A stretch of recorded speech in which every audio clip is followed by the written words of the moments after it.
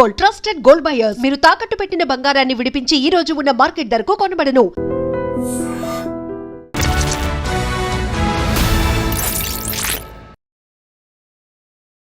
అందరికీ నమస్కారం. నేను Swaroopa Potlapalli. Welcome to iDream. చిన్న పెద్ద తేడా లేకుండా ఇప్పుడు అందరిలో అనేక రకాలైన గ్యాస్ట్రిక్ సమస్యలు వస్తున్నాయి. డాలాస్ లో గ్యాస్ట్రో ఎంటరాలజిస్ట్ గా పనిచేస్తున్న శ్రీపతి కేతు గారు నాతో పాటు ఉన్నారు. ఆయనతో మాట్లాడి అసలు ఈ ప్రాబ్లమ్స్ ఎందుకు వస్తూ ఉంటాయి, వాటికి సొల్యూషన్ ఎలా ఉంటుంది, ట్రీట్మెంట్ ఎలా తీసుకోవాలి, ఇలా అనేక విషయాలు డాక్టర్ గారిని అడిగి తెలుసుకుందాం. సార్ నమస్తే. నమస్తే అండి. గ్యాస్ట్రో ఎంటరాలజీలో మీకు ఎన్నో రికార్డ్స్ ఉన్నాయి సార్. అసలు ఈ గ్యాస్ట్రిక్ ప్రాబ్లం అనే దానికి సిమ్టమ్స్ ఎలా ఉంటాయి? గ్యాస్ట్రిక్ ప్రాబ్లం అంటే మనము ఫస్ట్ చాలామంది నాకు గ్యాస్ట్రిక్ ప్రాబ్లం ఉందంటారు.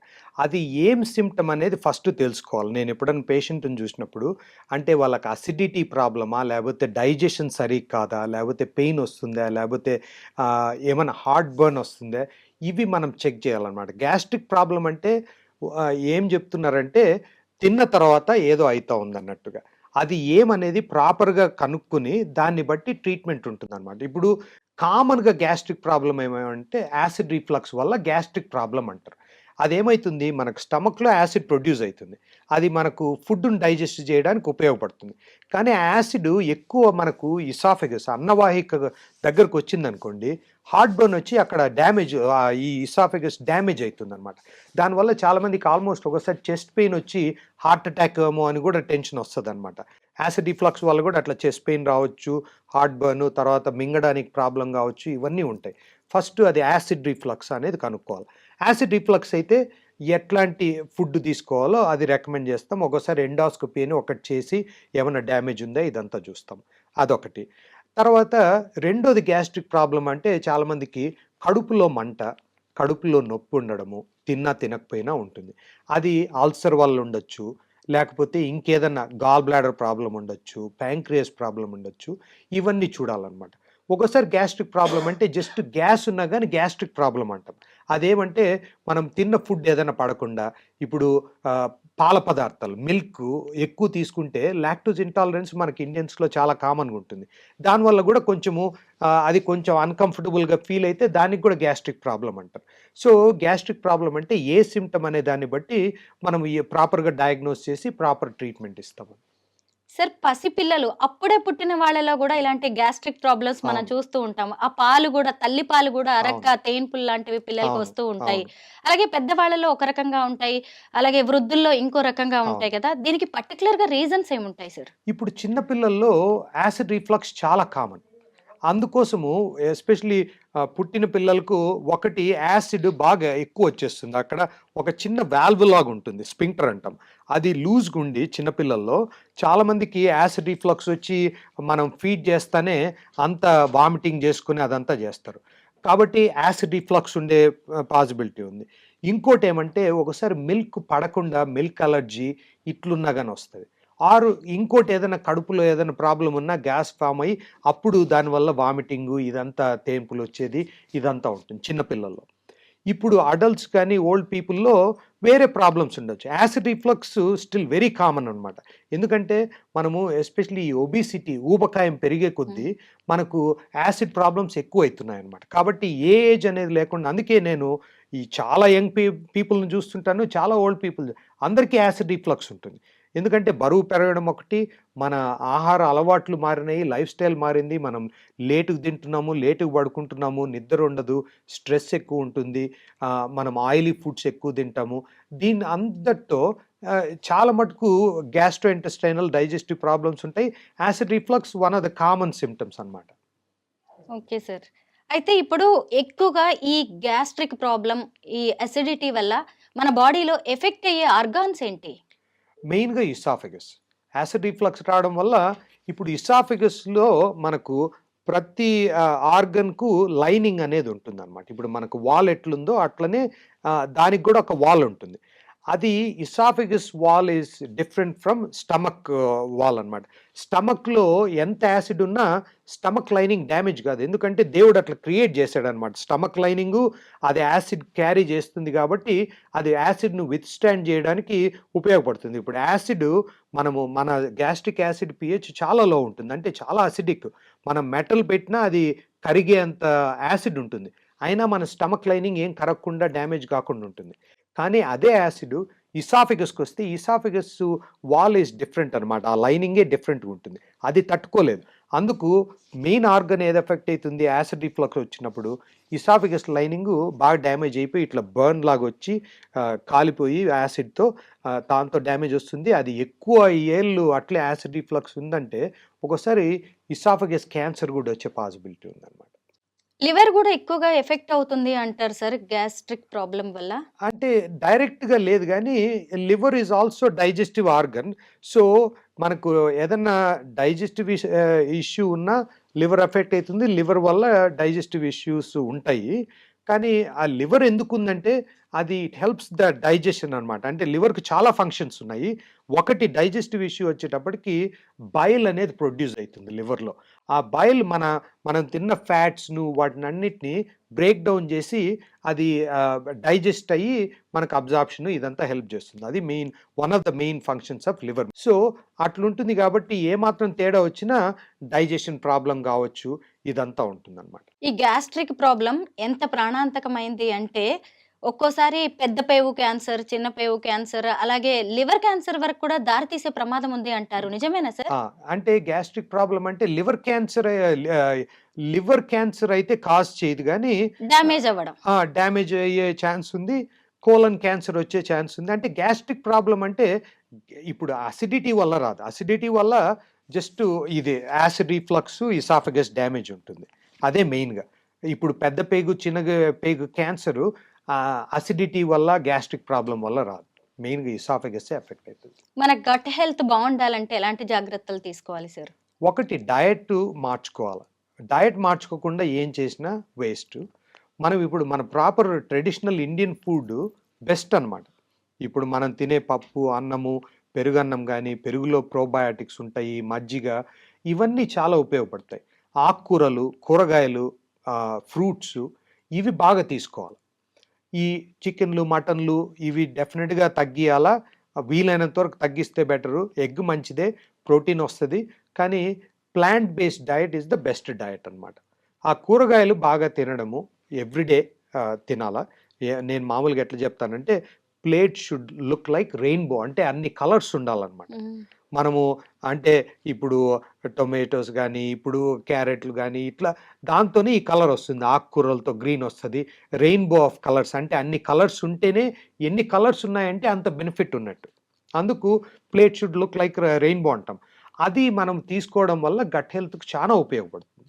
రెండోది ప్రాసెస్డ్ ఫుడ్స్ అంటే మనము ప్రిజర్వేటివ్స్ ఉన్న ఫుడ్స్ బాగా తగ్గించుకోవాలి. ఇప్పుడు మనము మ్యాగీ నూడిల్స్ ఉంటాయి, లేకపోతే బ్రెడ్డో, కేకో ఉంటది, ఐస్ క్రీమ్ ఉంటాయి. ఇవన్నీ హైలీ ప్రాసెస్డ్ అనమాట. దాంట్లో చాలా ప్రిజర్వేటివ్స్ ఇవన్నీ ఉంటాయి. దాంతో గట్ బ్యాక్టీరియా దెబ్బతిని మన గట్ హెల్త్ పాడవడం వల్ల గట్ హెల్త్ పాడైందంటే దానివల్ల బాడీలో ఇన్ఫ్లమేషన్ వచ్చి డయాబెటీస్ రావచ్చు, హార్ట్ డిసీజ్ రావచ్చు, ఆల్జైమర్స్, డిమెన్షియా రావచ్చు. ఇట్లా చాలా బ్యాడ్ ఎఫెక్ట్స్ ఉంటాయన్నమాట. అదంతా ఎక్కడ స్టార్ట్ అవుతుంది? గట్‌లో ఆ మైక్రోబయోమ్ అంటే ఆ బ్యాక్టీరియా కాంపోజిషన్‌ను బట్టి తేడా వస్తది. అది ఎట్లా ఫిక్స్ చేయాలా? ప్రాపర్ డయట్, అవాయిడింగ్ ఇవన్నీ అనమాట. తర్వాత ఎక్సర్సైజు, స్ట్రెస్ మేనేజ్‌మెంట్ ఇవన్నీ చాలా ఇంపార్టెంట్ అనమాట. ఇవన్నీ చేస్తే గట్ హెల్త్ బావుంటుంది. ఏం ప్రాబ్లమ్స్ ఉండవు. Prevention is better than cure అన్నట్టుగా మనం ప్రాబ్లమ్ వచ్చేంత వరకు వెయిట్ చేసి అప్పుడు చేస్తే it's not too late but it is late. So, అందుకే అవన్నీ రాకుండా చూసుకోవాలంటే మనం చిన్నప్పటి నుండి ఈ అలవాట్లు మన పిల్లోళ్ళకి నేర్పించి చేసుకుంటే ఎక్సర్సైజ్ అలవాటు చేయడము, ప్రాపర్‌గా తినడము, హెల్తీ డయట్ అలవాటు చేయడము, అది హెల్తీ డయట్ మీద ఇంట్రెస్ట్ కలిగించేటట్లు చేయాల. ఎందుకంటే ఇప్పుడు స్వీట్ తింటే ఎవరికైనా హ్యాపీగా ఉంటుంది. But sweet is an addiction అనమాట. అది ఏదైనా మోడరేట్‌గా అన్నీ తినొచ్చు. నేనేం స్వీట్లు తినొద్దని చెప్పడంలే. కానీ ఏదైనా ఒక లిమిట్‌లో ఉండాలి. రోజు స్వీట్లు తిని ఫైబరు, వెజిటబుల్స్ తినలేదనుకోండి, అయితే ఇట్స్ వెరీ బ్యాడ్. బట్ రోజు హెల్తీగా తింటే ఎప్పుడో స్వీటో, ఐస్ క్రీమో తింటే అదేం ప్రాబ్లమ్‌లే. అది ఎట్లా బ్యాలెన్స్ చేయాలా అవన్నీ కూడా మనం ఎడ్యుకేట్ చేసి పిల్లలకు చేస్తే చాలా ఉపయోగం ఉంటుంది.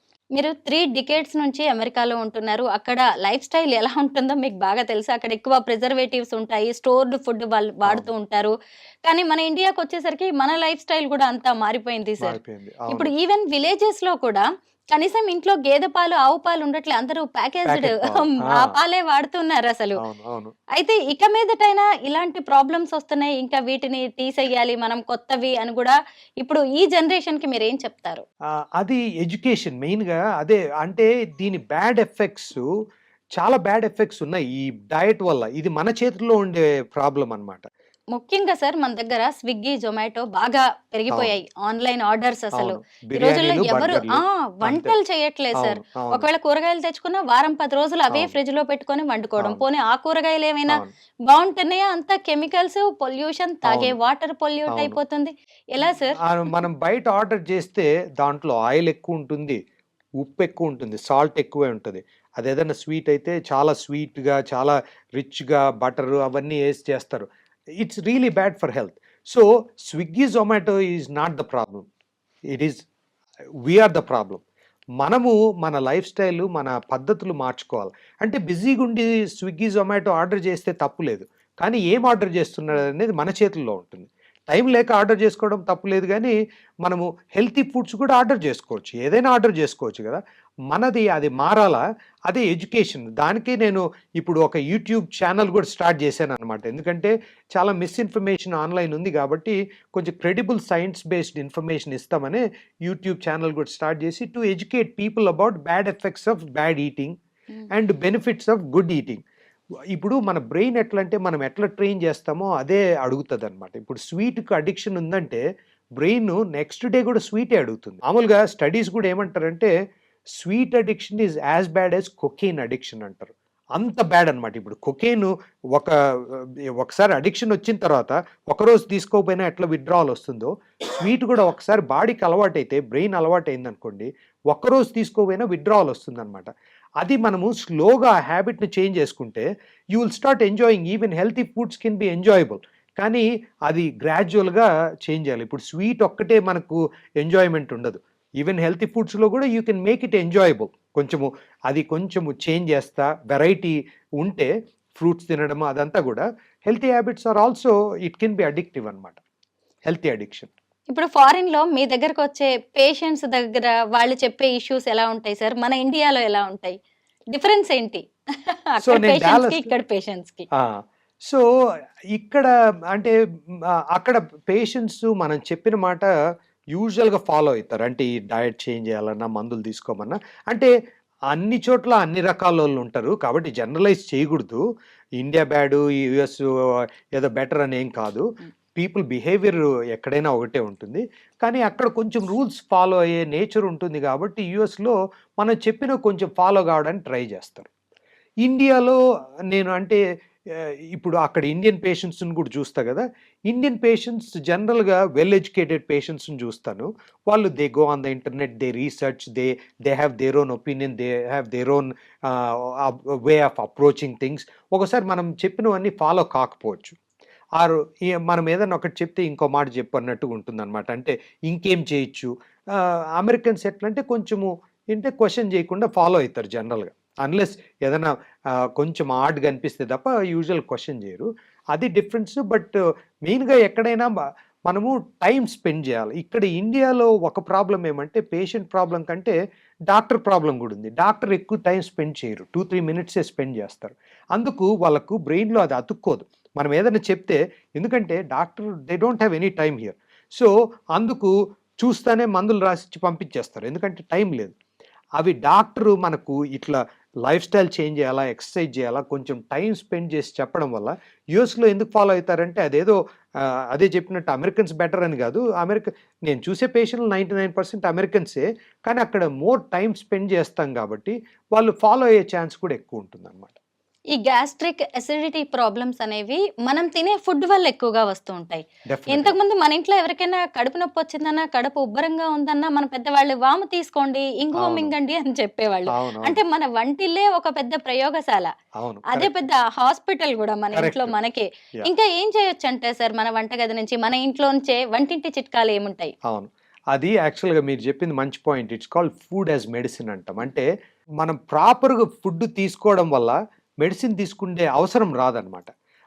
మనకిప్పుడు అందుకే pantry is our best bet అనమాట. మన కిచెన్‌లోనే అన్ని యూజ్‌ఫుల్ ఫుడ్స్ అన్నీ ఉన్నాయి.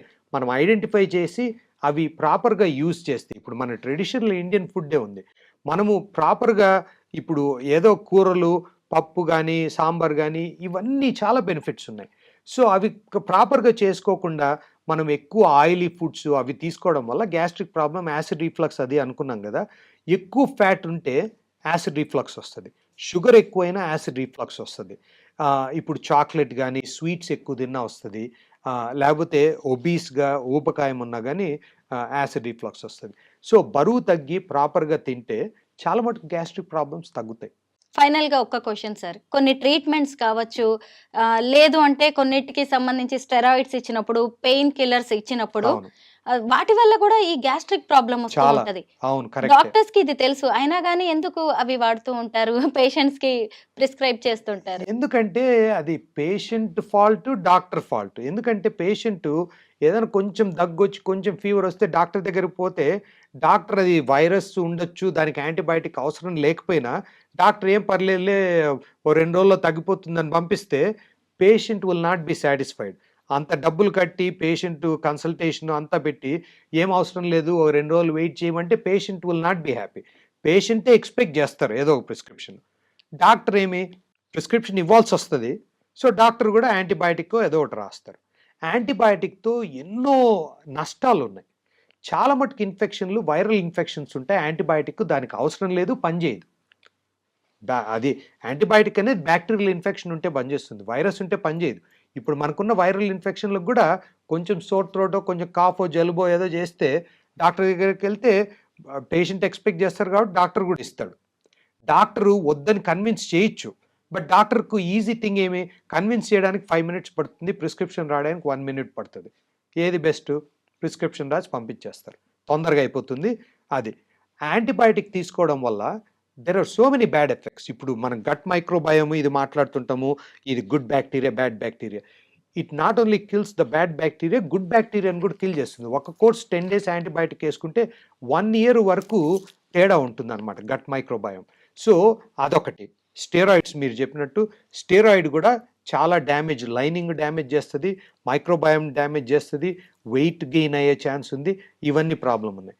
తర్వాత pain medication, non steroidal anti inflammatory అంటాం, ఇప్పుడు బ్రూఫెన్ ఇట్లా ఉన్నాయి కదా, దాంతో కూడా గట్ లైనింగ్ డ్యామేజ్ అయ్యి అల్సర్స్ రావచ్చు, ఇది మైక్రోబయోమ్ డ్యామేజ్ రావచ్చు, ఇవన్నీ. కాబట్టి మెడిసిన్ ఎంత వీలైనంత తక్కువ తీసుకుంటే అంత బెటర్. అవసరమైతే తప్ప ఊరికే ఏదో వచ్చిందని కొంచెం తలనొప్పి వస్తానే బ్రూఫెన్ తీసుకోవడము, లేకపోతే కొంచెం దగ్గితే ఒక యాంటీబయాటిక్ తీసుకోవడము మంచిదిగా. Prevention is better than cure. Definite గా. థ్యాంక్ యూ సార్, ఎన్నో వాల్యుబుల్ విషయాలు మాకు చెప్పినందుకు. Thank you so much. No problem. Thank you. And for more videos, Please subscribe to iDream. Please subscribe to iDream. Please subscribe iDream. And please subscribe to iDream.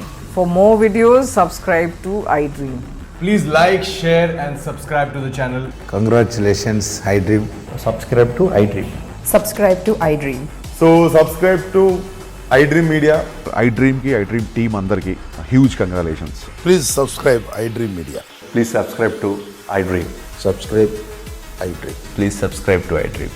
iDream అంటే నా కళల channel subscribe చేసుకున్న నోరు తిరుగుతలేదు, మీరైతే గంట గుర్తు కొట్టండి. For more such videos, please subscribe to iDream.